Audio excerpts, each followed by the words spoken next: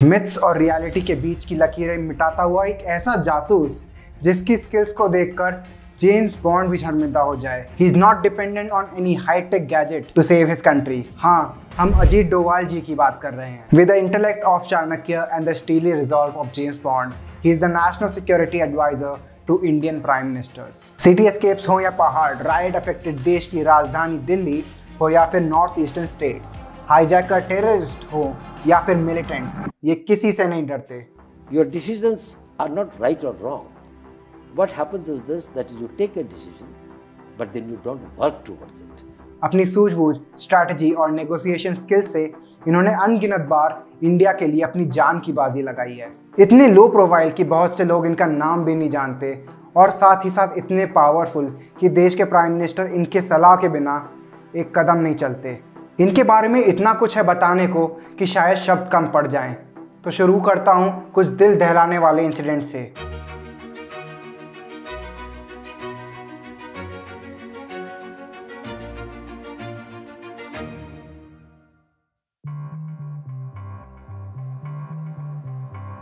Operation blue star के बारे में थोड़ा बहुत तो हर कोई जानता है। इस ऑपरेशन में इंडियन गवर्नमेंट टेररिस्ट को गोल्डन टेम्पल से निकालने में सक्सेसफुल हुई थी, पर कुछ समय बाद ही यहाँ प्रो खालिस्तानी एक्टिविटीज फिर से शुरू हो गई। 1986 में पंजाब के चीफ मिनिस्टर सुरजीत सिंह बरनाला और शिरोमणि अकाली दल के अप्रूवल से पहला ऑपरेशन ब्लैक थंडर हुआ और ये सक्सेसफुल भी रहा। इन दोनों ऑपरेशंस में अजीत डोवाल डायरेक्टली इन्वॉल्व नहीं थे, पर इसके बारे में इसलिए बता रहा हूँ कि आप बैकग्राउंड से कनेक्ट कर पाए। अब 1989 में हुआ ये कि वापस से प्रो खालिस्तानी एक्टिविटीज़ बढ़ी और करीब करीब पूरे गोल्डन टेम्पल में इन्होंने अपना कब्जा कर लिया। और यहाँ शुरू होता है ऑपरेशन ब्लैक थंडर का पार्ट 2, जिसमें अजीत डोवाल जी ने एक इम्पॉर्टेंट कंट्रीब्यूशन किया। पर यह बात अलग है कि इंटेलिजेंट ऑफिशियल्स के केसेस की इंफॉर्मेशन पब्लिक डोमेन में फ्रीली अवेलेबल नहीं होती। पर ये इंडिया है दोस्तों, थोड़ी बहुत खबर तो किसी न किसी सोर्स से बाहर आ ही जाती है। तो दोस्तों, क्योंकि गोल्डन टेम्पल के अंदर कोई जा नहीं सकता था, तो इन्फॉर्मेशन पाने का कोई डायरेक्ट सोर्स नहीं था। अजीत डोवाल ने रिक्शा वाला बनकर गोल्डन टेम्पल के आसपास घूमना शुरू किया,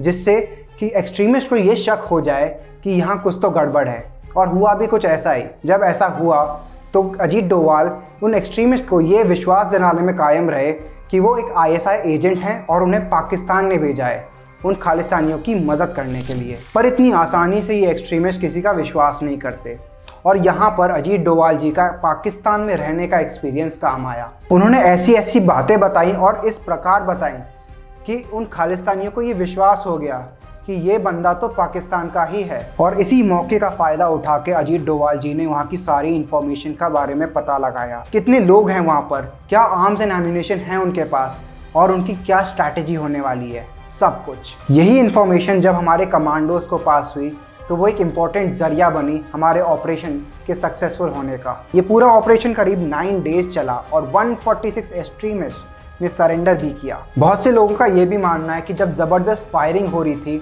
तब भी अजीत डोवाल टेम्पल से अंदर बाहर जाकर इम्पोर्टेंट इन्फॉर्मेशन हमारे जवानों को पास ऑन कर रहे थे। डोवाल को सीधे तौर पर तो इस ऑपरेशन के लिए क्रेडिट नहीं मिला, पर 1989 में इन्हें कीर्ति चक्र दिया गया। इस मेडल को पाने वाले वो पहले पुलिस ऑफिसर थे, क्योंकि ये medal specially Indian military personnel को ही दिया जाता है।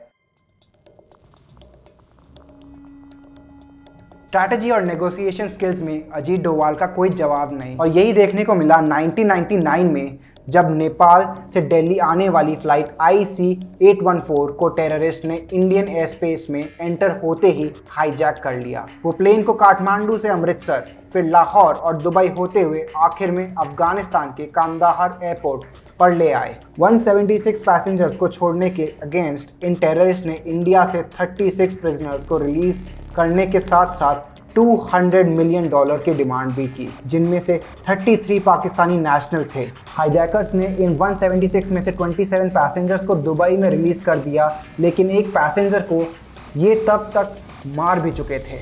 डिस्कशंस के लिए इंडियन गवर्नमेंट ने अजीत डोवाल को वहाँ भेजा। अपनी सूझबूझ और स्ट्रैटेजिक प्लानिंग के चलते वो उस टाइम पे जब बाहर टेररिस्ट थे और अंदर हाईजैकर्स, उस सिनेरियो में भी वो 36 के बदले 3 टेररिस्ट रिलीज करके सारे पैसेंजर्स को इंडिया वापस लाने में कामयाब रहे। कितना कॉन्फिडेंस चाहिए एक बंदे में इस सिचुएशन में कामली डील करने के लिए, जब आपको पता हो आप जिससे नेगोशिएट कर रहे हैं वो टेररिस्ट हैं जो कि किसी भी वक्त एक इंसान को मार सकते हैं।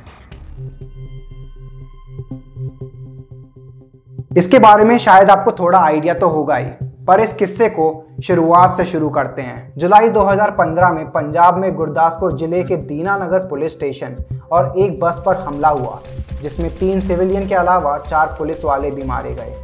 1 जनवरी 2016 को इंडियन एयरफोर्स के पठानकोट एयरबेस पर हुए हमले से पूरे देश को एक जबरदस्त धक्का लगा। 4 मिलिटेंट्स ने 1 और 2 जनवरी के बीच की रात को पठानकोट एयरबेस पर हमला किया, जिसमें 7 जवान शहीद हुए और 25 जवान घायल हुए।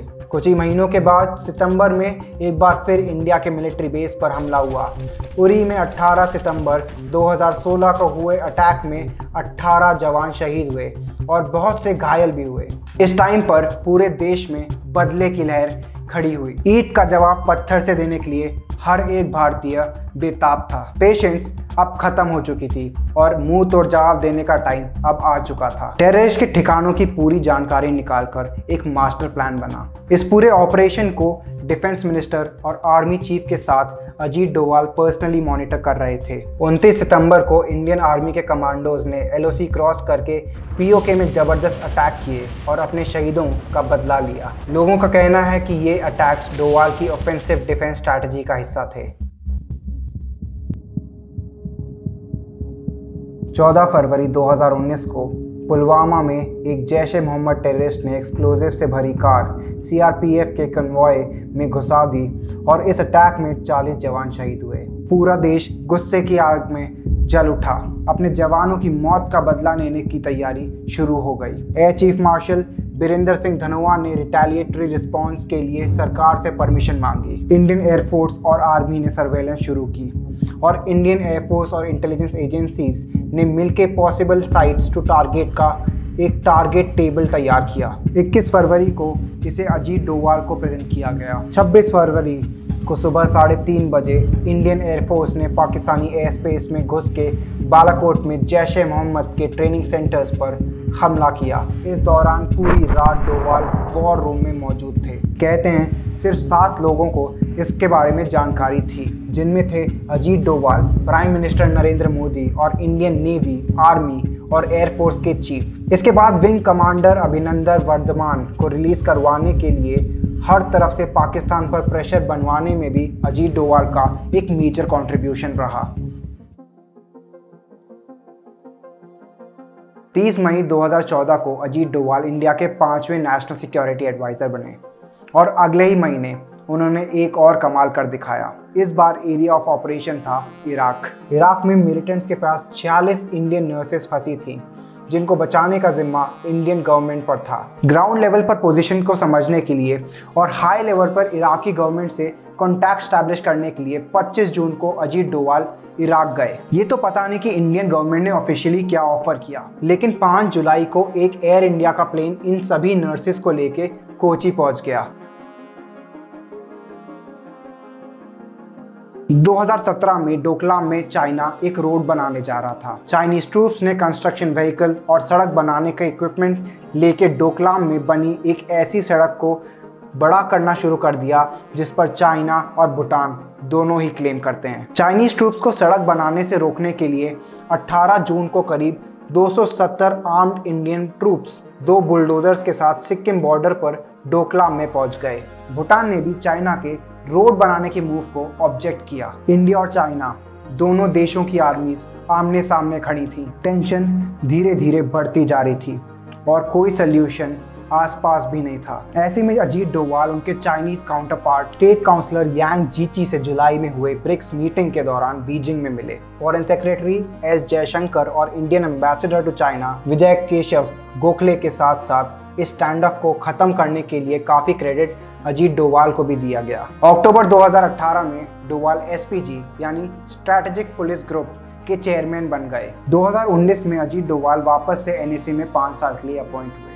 उन्हें कैबिनेट मिनिस्टर का रैंक भी मिला और वो पहले नेशनल सिक्योरिटी एडवाइजर थे जिन्हें कैबिनेट मिनिस्टर का रैंक मिला हो। इन्हें नरेंद्र मोदी के one of the most trusted advisers में भी माना जाता है। 2020 में नॉर्थ ईस्ट दिल्ली में राइट्स हुए तो ग्राउंड लेवल पर सिचुएशन को असेस करने और लोकल रेजिडेंट्स को सिक्योरिटी की एश्योरेंस देने डोवाल खुद उन सड़कों पर गए। मई 2020 में म्यांमार मिलिट्री फोर्सेस ने 22 मिलिटेंट लीडर्स के एक ऐसे ग्रुप को इंडियन गवर्नमेंट को हैंड ओवर किया जो कि असम और कई नॉर्थ ईस्टर्न स्टेट्स में एक्टिव था। इस टास्क का क्रेडिट भी डोवाल को जाता है क्योंकि नेगोशिएशंस भी उन्होंने ही हैंडल की। सितंबर 2020 में पाकिस्तान के गलत मैप दिखाने के प्रोटेस्ट में Doval walked out of a virtual SCO conference. SCO माने कि शंघाई कोऑपरेशन ऑर्गेनाइजेशन, जो कि नेशनल सिक्योरिटी एडवाइजर्स की एक मीटिंग होती है। इस मीटिंग में पाकिस्तान के रिप्रेजेंटेटिव मोहिद यूसुफ ने एक नया पॉलिटिकल मैप दिखाया। इसमें जम्मू एंड कश्मीर को एक डिस्प्यूटेड टेरिटरी दिखाया गया था और तो और इंडिया के कुछ पार्ट्स को पाकिस्तान में दर्शाया गया।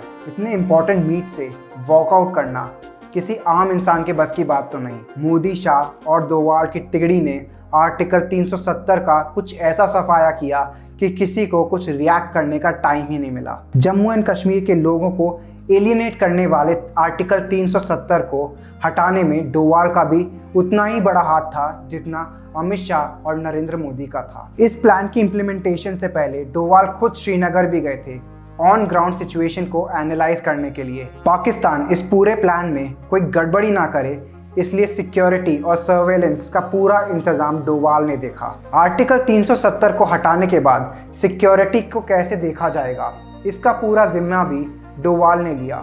उसकी पूरी स्ट्रैटेजी उन्होंने ही बनाई। इस आर्टिकल को हटाने के बाद उन्होंने खुद लोकल लीडर से इंटरेक्ट किया जो कि उस टाइम पर सेंट्रल गवर्नमेंट से इंटरेक्ट करने को एकदम राजी नहीं थे। अजीत डोवाल के धुआंधार प्रोफेशनल करियर के बारे में तो जान लिया, अब थोड़ी बात कर लेते हैं उनके निजी जीवन की भी।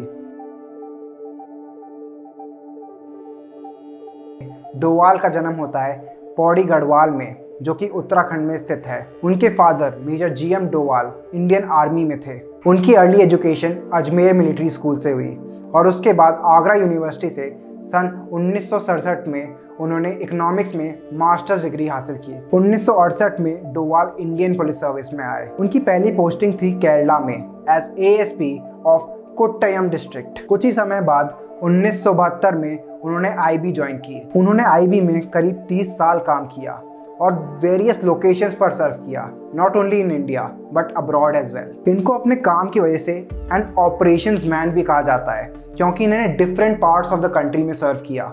मिजोरम में इंसर्जेंसी टर्मिनेट करने में और सिक्किम को इंडिया का पार्ट बनाने में डोवाल का एक इम्पॉर्टेंट रोल रहा। 6 से 7 साल तक वो पाकिस्तान में रहे जहां उन्होंने इंडिया के लिए ऑपरेशंस संभाले और हम उन्हें ऑपरेशंस मैन ऐसे ही नहीं बोल रहे, उन्होंने IB में भी ऑपरेशंस विंग संभाला। बाद में उनकी posting Indian high commission in London में IB ऑपरेशंस के दौरान वो मल्टी एजेंसी सेंटर और joint task force on intelligence के चेयरमैन भी रहे। 2005 में ही retired as director intelligence bureau. जैसा कि मैंने आपको पहले बताया कि उनको 1979 में कीर्ति चक्र भी मिला। इसके अलावा वो इंडिया के यंगेस्ट ऑफिसर भी रहे जिन्हें prestigious Indian police medal for meritorious service भी मिला। ये अवार्ड इन जनरली बोलूं तो 17 साल की सर्विस में मिलता है, पर डोवाल को तो ये अवार्ड सिर्फ 6 साल की सर्विस में मिल गया। क्योंकि हम बात इंडियन पुलिस सर्विस की कर रहे हैं तो इस पर भी मैंने एक डिटेल्ड वीडियो बनाया है जो आप देख सकते हैं। डोवाल 2004 में international association of chiefs of police for Asia and Pacific region के प्रेसिडेंट भी चुने गए। विवेकानंद इंटरनेशनल फाउंडेशन जो कि एक ऐसा थिंक टैंक है जो नेशनल सिक्योरिटी और स्ट्रैटेजिक स्टडीज पर फोकस करता है, डोवाल उसके फाउंडर डायरेक्टर हैं। लोगों के रेज्यूमे होते हैं पर डोवाल का जैसा व्यक्तित्व है मुझे लगता है उनके लिए 2 से 3 रेज्यूमे तो लगेंगे। India as a country is proud to have people like Doval in the system जो हर समय अपनी देश की सेवा के लिए तैयार रहते हैं और आने वाली पीढ़ी के लिए एक मोटिवेशन का भी काम करते हैं। अगर वीडियो अच्छी लगी हो तो do like, share and subscribe to the channel और हम जल्द ही मिलते हैं एक और एक्साइटिंग वीडियो के साथ।